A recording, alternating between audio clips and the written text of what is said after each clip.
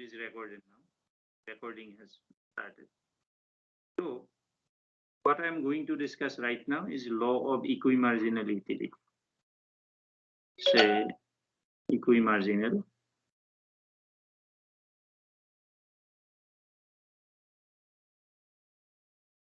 utility.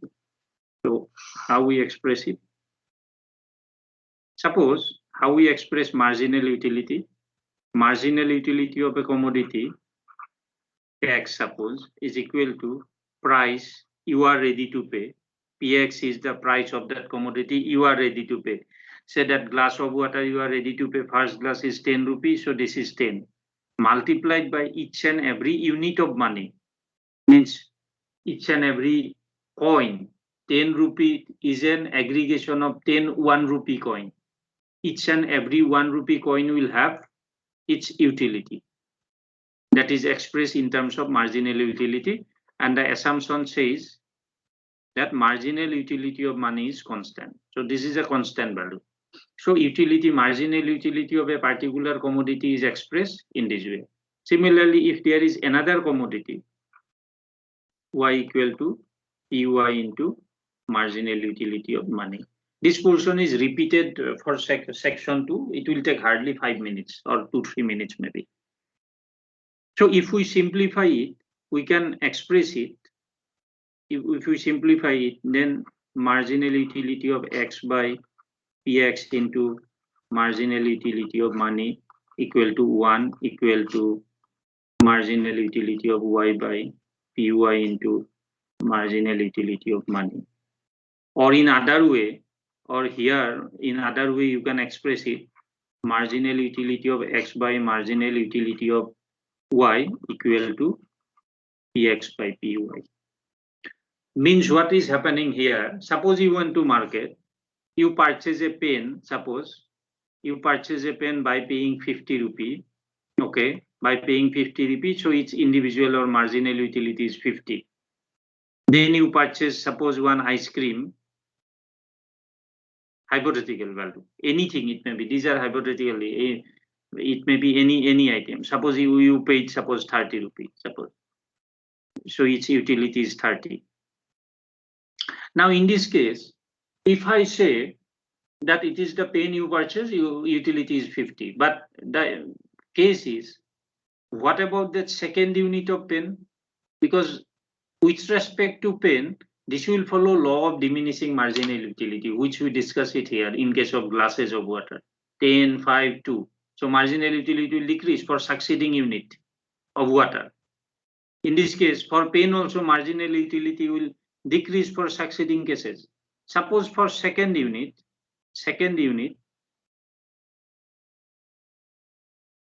you are ready to pay 30 rupees, then its utility will be 30.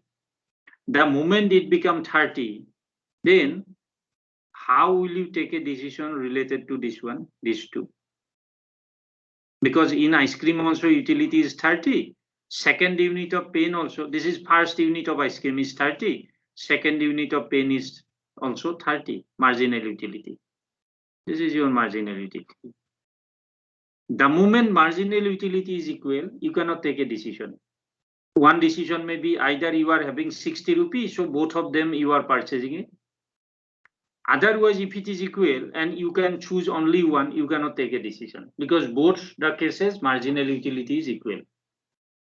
So the law of equimarginal utility says that as long as the marginal utility of a particular unit of a commodity is more than other unit, you are going on purchasing without any difficulty. But the moment it become equal, you are supposed to be indifferent. This is the law of equimarginal utility, means marginal utility become equal. Then your complicacy will come into picture. Okay. Now, let's move on to ordinal utility. And what is the bridge for going to ordinal utility? This assumption. What its assumption says, marginal utility of money is constant.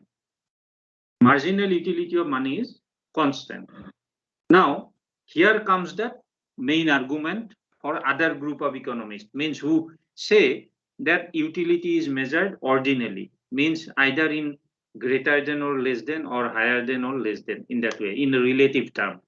You cannot quantify in that way directly.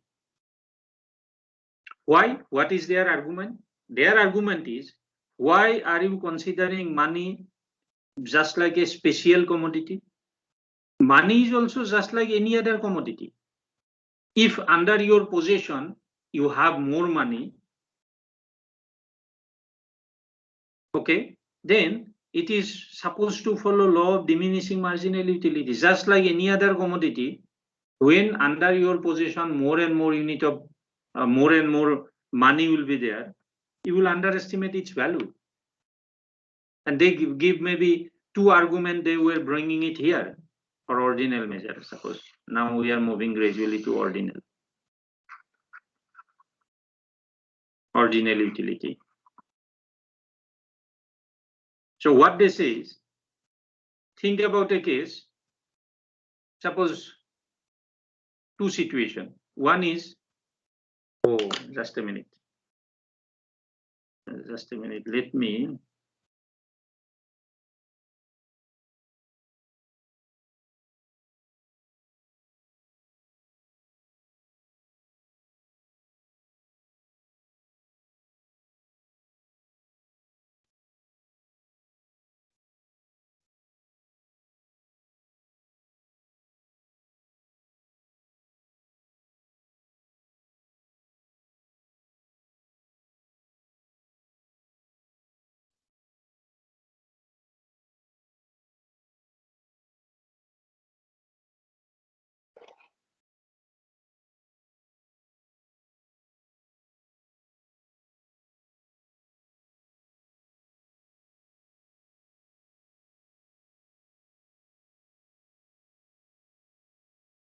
Just a minute.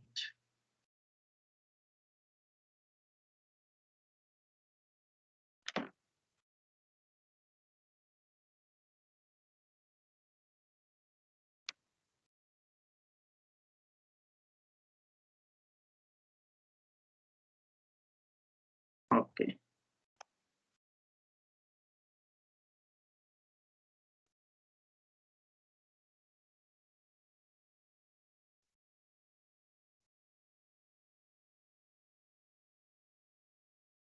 Somewhere here maybe.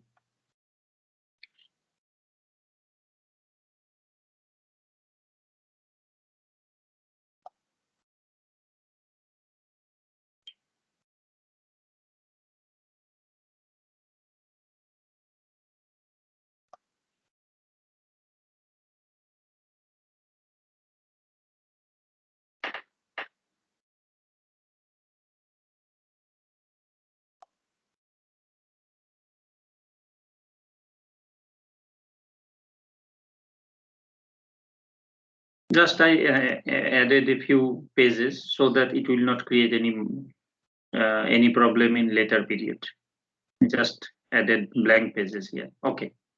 So we are going to discuss ordinal utility, suppose. Or rather you write maybe ordinal utility. Maybe you write it here maybe. Okay. Let's talk about ordinal utility here. The new page.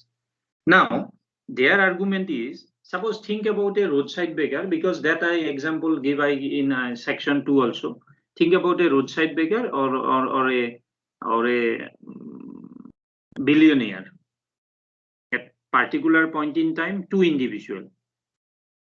So if we consider 100 rupee, might be billionaire is giving 100 rupee as a tips, or maybe even more.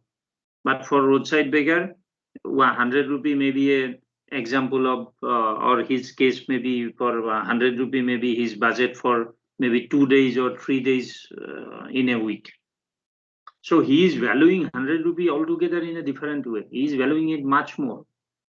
Same is the case over a period of time. Your case you consider what I said to section 2, that suppose 100 rupee right now you may have different meaning right now to you, but when tomorrow you will become or maybe after 10 years you will have plenty of money, maybe in a manager or maybe in a very higher position you will be there. So that 100 rupee you may value altogether in a different way. You ignore its inflationary pressure and so and so. Otherwise also you will value, when you will have plenty, you will value it in a different way. So because of that, you are supposed to even consider money just like any other commodity. The moment you consider money just like any other commodity, it is supposed to follow law of diminishing marginal utility. But here, in case of cardinal measure, you assume that marginal utility of money remain constant. You assume that marginal utility of money is constant. So that is a marginal utility of money is constant, and that is a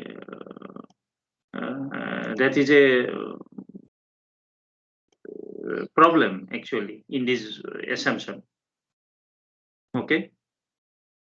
So because of that, this other group of economists, they argue that no, your assumption and all other things are wrong actually. You cannot consider just like marginal utility of money as constant. It is supposed to follow law of diminishing marginal utility, even money. Because of that, once your assumption is wrong, means everything is collapsing. This is collapsing. So that is their argument, that whatever you are considering, this is not properly explained. So their argument is that you can measure utility in relative term only, either greater than or less than. And similar to your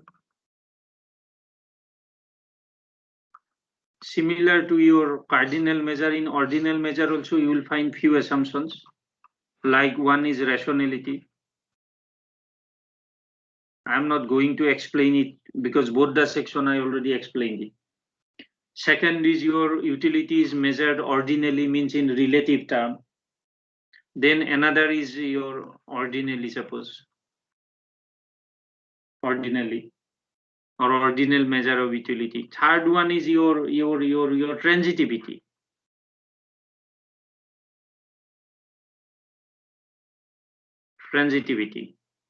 Transitivity means if A is preferred over B, B is preferred over C, then A must be preferred over C. You know it already. You already studied it. Then your consumer, another assumption is consumer is yet to attain the level of saturation. This is obviously is there. Another assumption is that diminishing marginal rate of substitution. Diminishing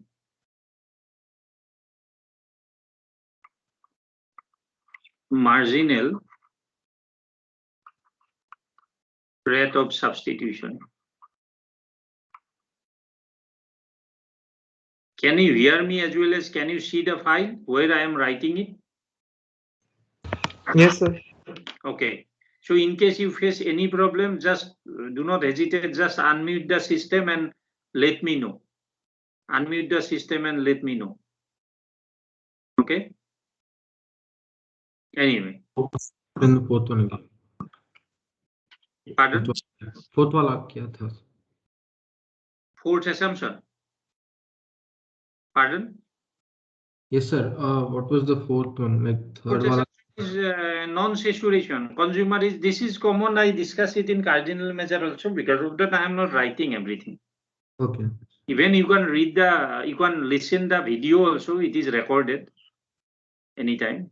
It is non-saturation, means consumer is yet to attain the level of saturation. Means consumer is looking for more unit of that commodity, what is under consideration. Either consumer is consuming or possessing more and more unit of that particular commodity. Okay. So now let's discuss about this one, because some of that assumption I am yet to discuss, like diminishing marginal rate of substitution, so and so. Think about a situation, suppose here. First of all, in ordinal measure, it is a relative measure, so we have to consider minimum two commodity because we are making a comparison. Now, suppose in your first quadrant, suppose there are two commodities, X and Y axis, suppose two commodity, X and Y. each and every point represents a particular combination of x and y. Okay, there are n different points here. N different points. First quadrant, each and every point, suppose this is one point. This point represents a particular value of particular combination of x and particular value of y. Okay. Suppose this is point A. Suppose this is point B, suppose here. So here, combination of x and y is different. B. In that way, there may be different points, maybe. Suppose there is one more axis, z axis here, that represents utility that you generate by consuming or possessing this combination of x and y. Suppose when you are at point A, you are consuming or possessing a particular combination of x and y. Because of consumption or possession, you will generate some utility. That utility is represented by z axis. Suppose this is a two-dimensional space. Because of that, I cannot show you.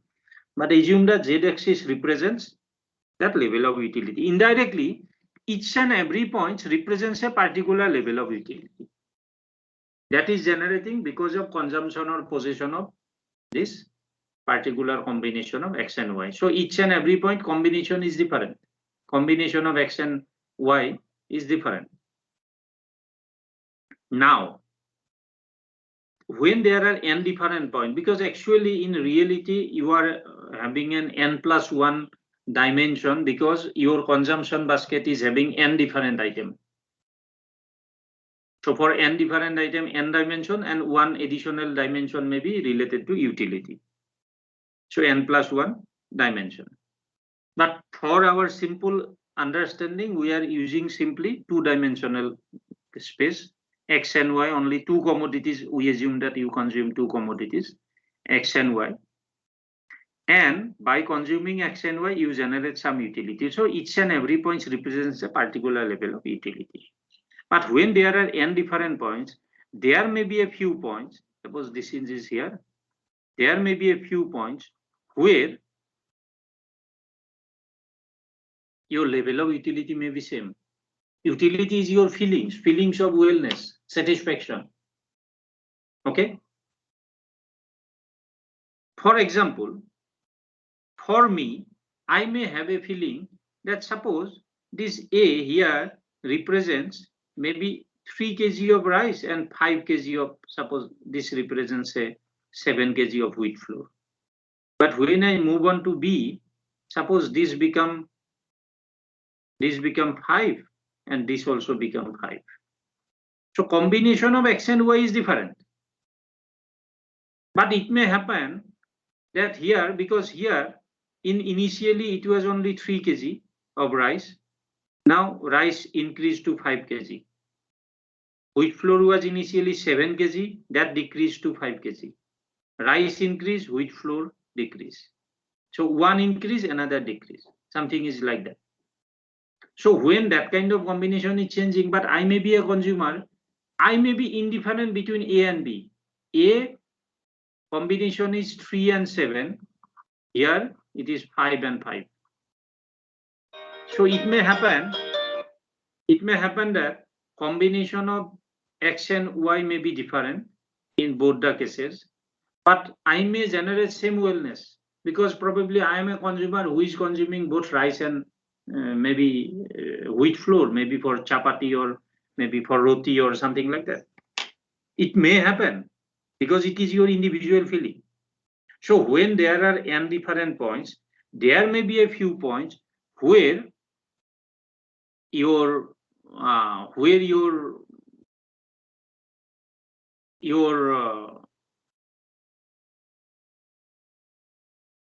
may feel that you are indifferent. And if I join those points, I will get a curve. I'm joining those points. I'm getting a curve. Along that curve, what is happening? Along that curve, what is happening? My utility is not changing. My feelings of utility or satisfaction or wellness, it is not changing. when there are n different points, each and every point represents a particular combination of x and y that also generate a particular level of satisfaction. There may be a few points where I may feel that my wellness or satisfaction is same. I am joining only those points where my utility is same or wellness is same or satisfaction is same. And accordingly, I am getting a curve. This curve is called iso-utility curve.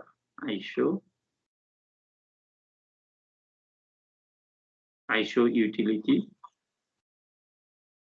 curve, or this is also called indifference curve. This is also called indifference curve.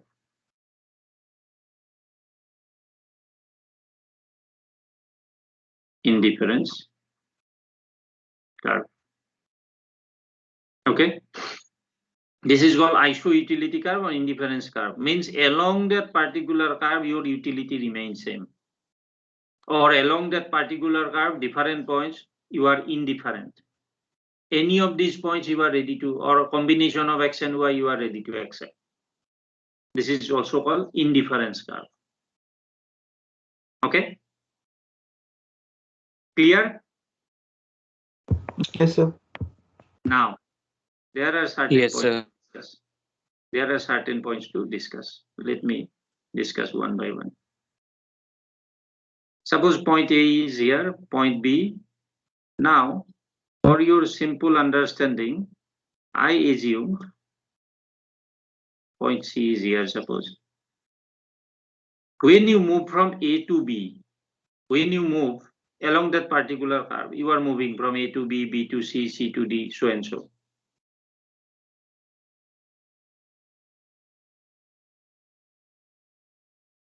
See the diagram? A simple way, with your simple eye, it will become very much visible. What happens when you move from A to B? Under your possession, quantity of x increased. It became 3 to 5. These are hypothetical value. 3 to 5 quantity. Suppose this increase or change and y decrease from 7 to 5. So when you move from A to B, suppose you replace del y1 of y decrease and here del x1 of x increase. But when you move from B to C, this become del y2. This portion is del y2, and here this portion is del x2. When you move from C to D, this portion become del y3, and this is become del x3. Suppose, for your simple understanding, I assume that each and every time you are replacing similar quantity of y. When you move from A to B, B to C, C to D, you are substituting y by x. You replace del y1 by del x1, and second case you replace del y2, third case del y3, so and so, del y3. And for your simple understanding, I assume that del y1, del y2, del y3 all are equal values, suppose. Do not confuse, not necessarily always it has to be equal, but for your simple understanding, I am just drawing it, or I am telling it, suppose del y1, del y2, del y3 is equal. Means each and every case, equal quantity of y is replaced by x. Okay. Now, what is that rate of exchange or your marginal rate of substitution? MRS, marginal rate of substitution, in this case, what we assume marginal rate of substitution is equal to del y by del x. Here you may find a negative value. The meaning of negative is this, it represents substitution. You are substituting y by x. And MRS may be y for x or x for y. Means when you move from A to B, you are substituting y by x or y for x. And when you move from, say, D to C, C to B, B to A in reverse way, you are substituting x by y. So accordingly, it may change also. MRS is x for y or y for x, in that way, in which direction you are moving in. So in this case, each and every point, when you are moving A to B, your marginal rate of substitution is del y by del x1. Second case, del y2 by del x2. Third case, del y3 by del x3. Succeeding cases, you are getting, this is the marginal rate of substitution. Now, if this is the marginal rate of substitution and you see now you observed it carefully. You just compare, maybe instead of comparing xy del x1, here, this value, you just compare with this one, maybe del x3. See, there is a big difference between del x1 and del x3. Del x3 is much higher, or even del x2 is even higher than del x1. Means when denominator is much higher each and every cases, numerator you can assume it is equal. You may not assume also it is equal, not necessarily always it has to be equal. But other way also, denominator is much higher value. So in every succeeding cases, then what will happen? Ratio value will decrease. Then you will get a relationship something like this. Means what? Marginal rate of substitution in every succeeding case is decreasing. When you are moving from A to B, B to C, C to D, marginal rate of substitution is decreasing. Here comes your this assumption, diminishing marginal rate of substitution, means decreasing marginal rate of substitution. You are trying to fulfill those assumptions, otherwise you cannot proceed. So this is that law of diminishing marginal rate of substitution. It follows law of diminishing marginal rate of substitution.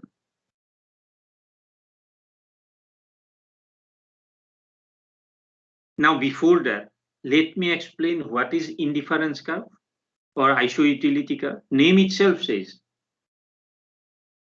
it can be defined as the locus of points, A, B, C, D. There may be many more in between also. I just identified only 4 points. So it is the locus of points, each representing different combination of two commodities or two goods that yielding same level of satisfaction or same utility. It is the locus of points, okay, each representing different combination of two commodities that generates same level of utility or same satisfaction. Because each and every point, your utility is same. Because of that, it is called isoutility curve or indifference curve. Because across this, among those points, you are indifferent. Any of these points, you are ready to accept.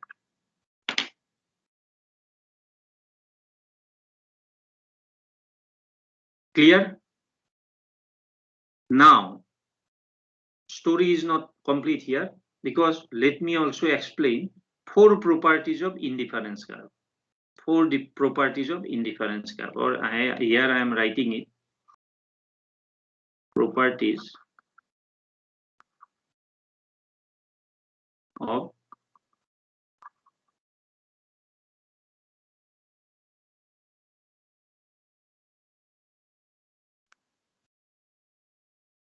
in most of the cases, in short, we write it like IC. Indifference curve means IC.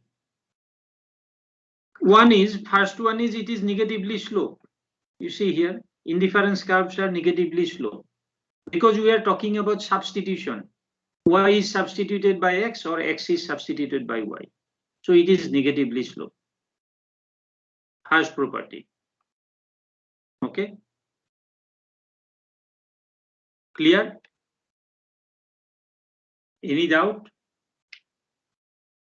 No, sir. Okay.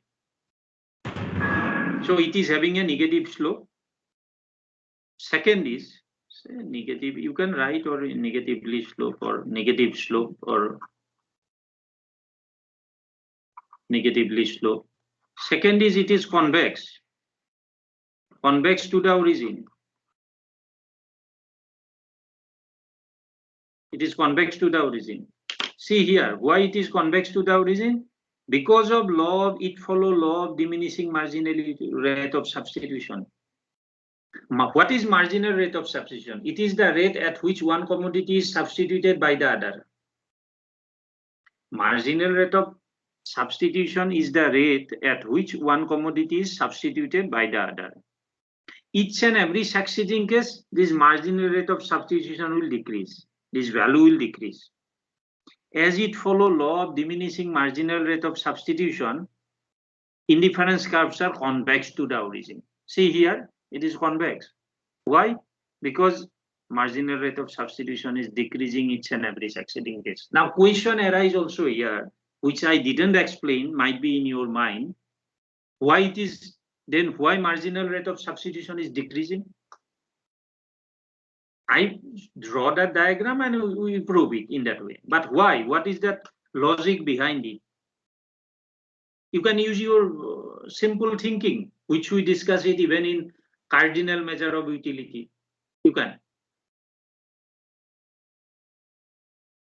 I explained it indirectly. Can you just repeat the question? Question is simple, that why marginal rate of substitution is decreasing.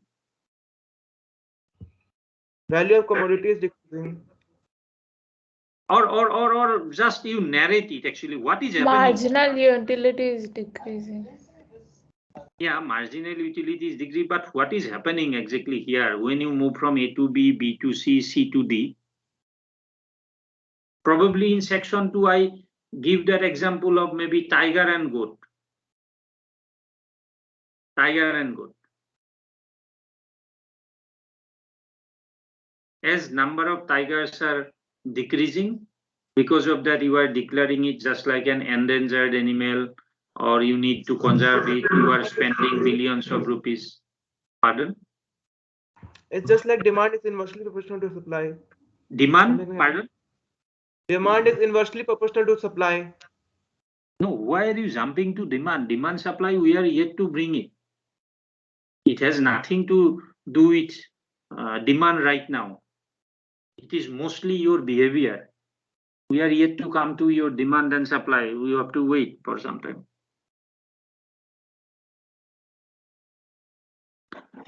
So for tiger, you are spending billions of rupees for conservation and so and so. But if tiger is, for the time being, you assume that it is not ferocious and it is population is just like goat or buffalo moving here and there in roadside. Will you spend billions of rupees after tiger? Will you go to see a tiger which population is just like goat and buffalo moving here and there? In that case, will you go to zoo or national park to see a tiger? No, Probably sir. not. So when tiger population is decreasing, you are valuing it more and more. The moment it becomes plenty, you are undervaluing it. This is a human nature. So what is happening to you in your case when you move from A to B, B to C, C to D? Utility is not changing, but with respect to quantity of Y and X under your possession, Y is decreasing. When you move from A to B, B to C, C to D, quantity of Y is decreasing. Then Y becoming more and more valuable. Then what will happen?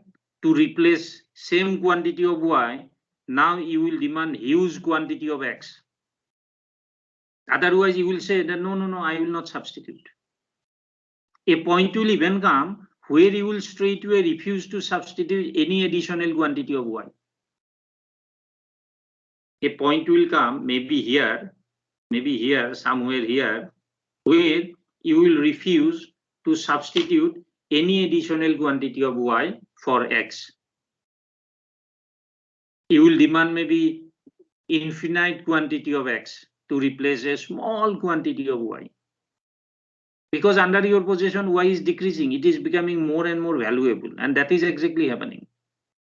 And reverse way, under your possession, when X is increasing, one satisfying power of X will decrease like anything because it's becoming plenty. When you move to D, under your possession, X, value of X increase up to here. Value of X increase up to here. You see here. Earlier it was only here, but now it is almost double. So then what will happen? You will start valuing maybe X. You will start undervaluing X because under your possession, X is plenty now. This is happening exactly. Because of that, you are getting a convex shape curve, or your law diminishing marginal rate of substitution is decreasing. This is happening. Simple explanation about your behavior. Okay, so it is convex to the origin. Third one is two indifference curve never intersect. Two indifference curve never intersect. Okay, means I am drawing two indifference curve, which is a case that suppose this is IC1, this is IC2. A, B, C, 3 points. On IC1, AB is there. So it is having same utility. IC2, AC is there. It is having same utility. So as per that assumption of transitivity, if utility at A and B is equal, utility at A and C is equal, utility at B and C is also supposed to be equal. But what is happening in real life here?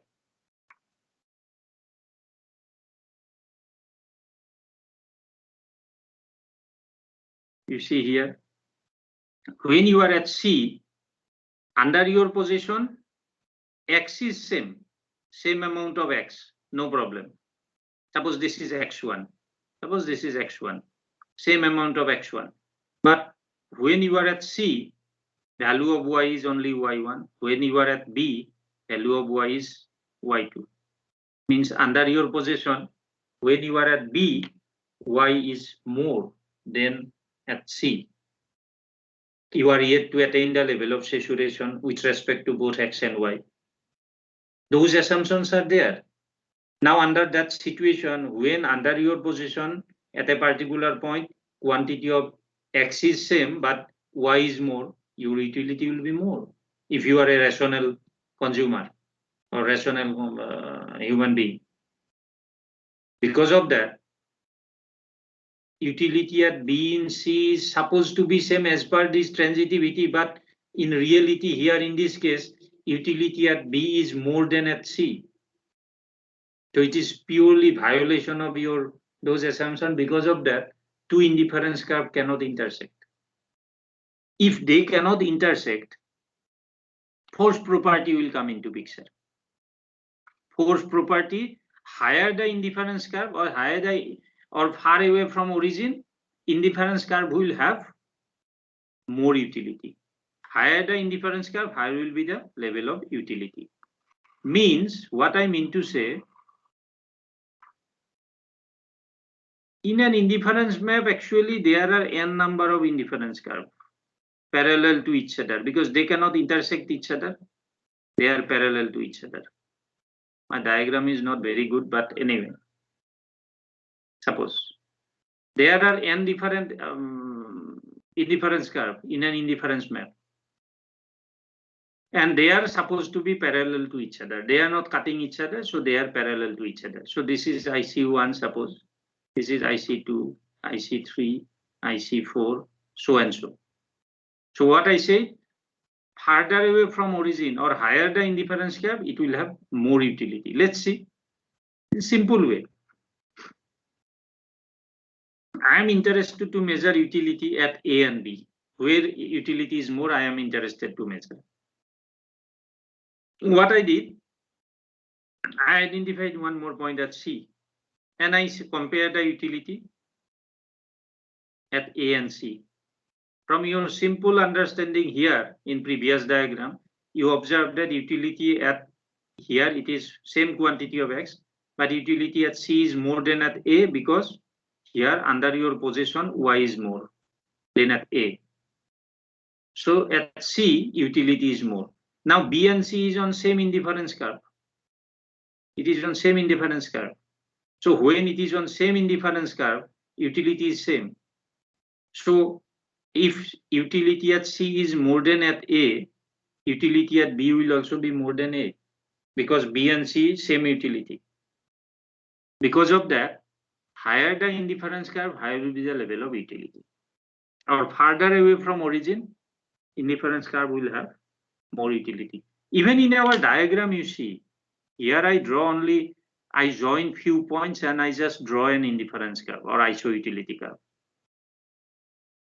But a person may be there because it depends upon how much money he or she is having. I am silent about your budget for purchasing X and Y. So a person might be there who is here, means who is purchasing 7 kg of wheat flour, but might be 5 or 6 kg of rice. Then how can I say that his utility at A and his utility at suppose E will be same? It is not. Because under your position at E, you are having more quantity of X along with similar quantity of Y. You are having more quantity of X. So obviously your utility will be more. So ultimate decision will be taken based on how much money you are having to spend after X and Y. But ultimately, anyway, that I will bring it, I will come in to that one. But otherwise also, it is having 4 properties. One is negatively slope, convex to the origin. 2 indifference curve never intersect. I am just writing never intersect. And say higher the indifference curve, higher will be the level of utility. Or further away from origin, because it is convex shape, further away from origin, and indifference curve will have more utility. Okay, these are the 4 properties of indifference curve. Clear or not? Tell me. Because now, if it is clear, then I will bring here your budget concept. It will take some time, but I want to give you some basic idea about budget. With that budget, you are spending X and Y, something like that. But is it clear, properties? Clear or not? Okay, Yes, sir. I believe it is clear anyway. Now I am bringing another concept, that is your budget constraints. Why I use the word budget constraints? You remember at the beginning, first lecture itself, I told that your resources are limited. You do not have unlimited money. So always there is a limitedness. And suppose you have your disposable income M. Please remember, M is the disposable income, means after tax income, means it is at your disposal. Okay. But please also remember, M here in this case, I mean a budget to purchase X and Y. Suppose rice and wheat flour. Please remember, do not confuse. Here, by default in economics, most of these cases, we represent that M is your disposable income. The meaning of disposable income means after tax income. It is in your hand to spend. But in this case, context, what I am representing here, M is not even your total disposable income. Suppose your income is 1 lakh rupee. After tax, income is 1 lakh rupee. I am not representing here 1 lakh rupee by M. Suppose out of this 1 lakh rupee,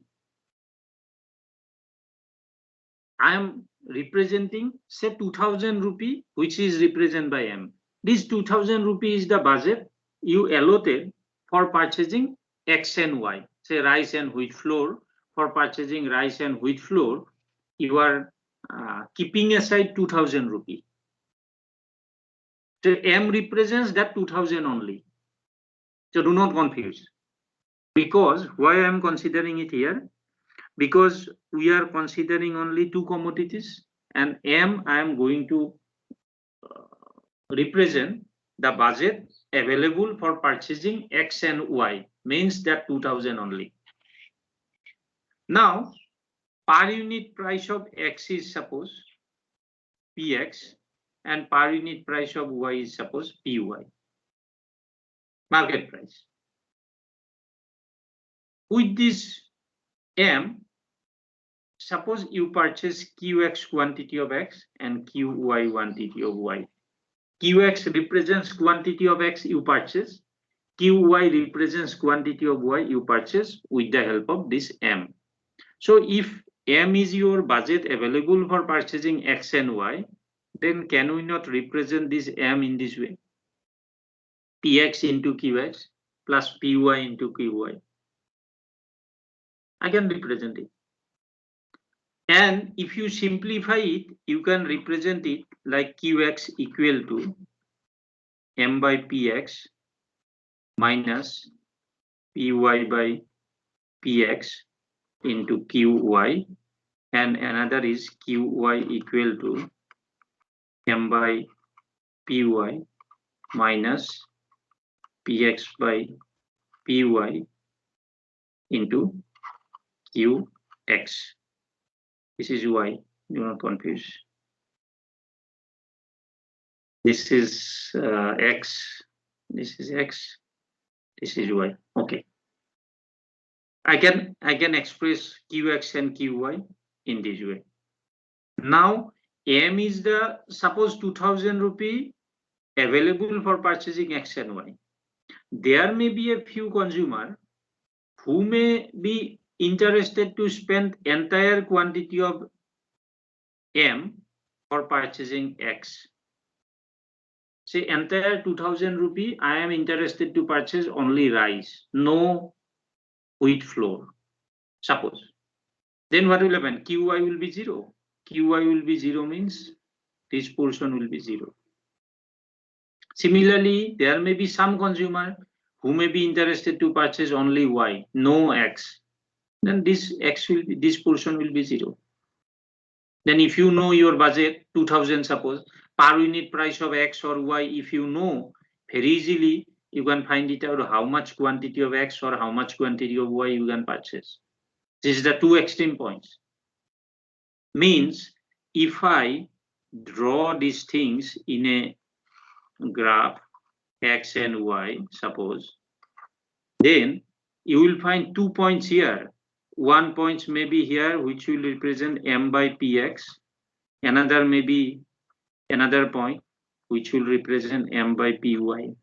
If you join these 2 points, suppose you join these 2 points, you are getting a line, straight line. Diagram is not very good. It is a straight line. This is represent. This is called your actually budget line. Budget line. Any points on this budget line represents what? Any points on this budget line represent that budget is fully utilized. Your budget is fully utilized. Any points below this budget line represents you purchase a combination of X and Y, but your budget is not fully utilized.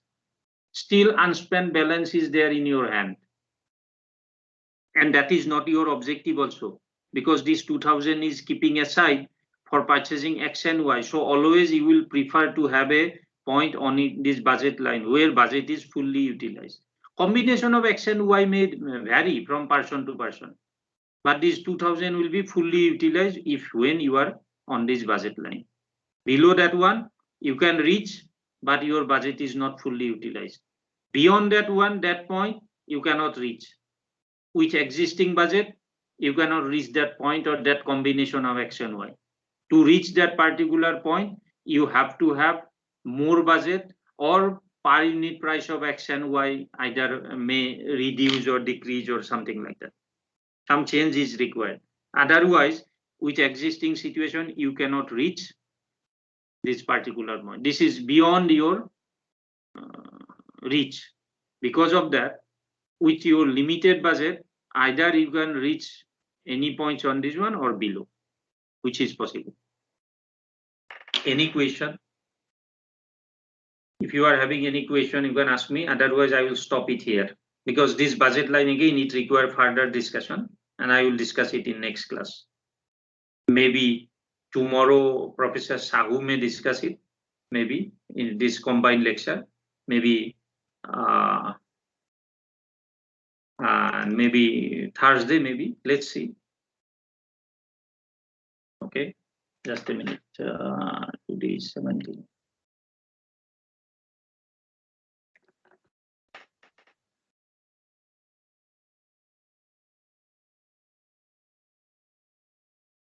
If you are having any question, you can ask me. Otherwise, can you hear me? Yes, sir. Yes, sir. Okay, because now when I came back to my MS Team, that screen, I found some bad network or it was showing something. Anyway, hopefully you did.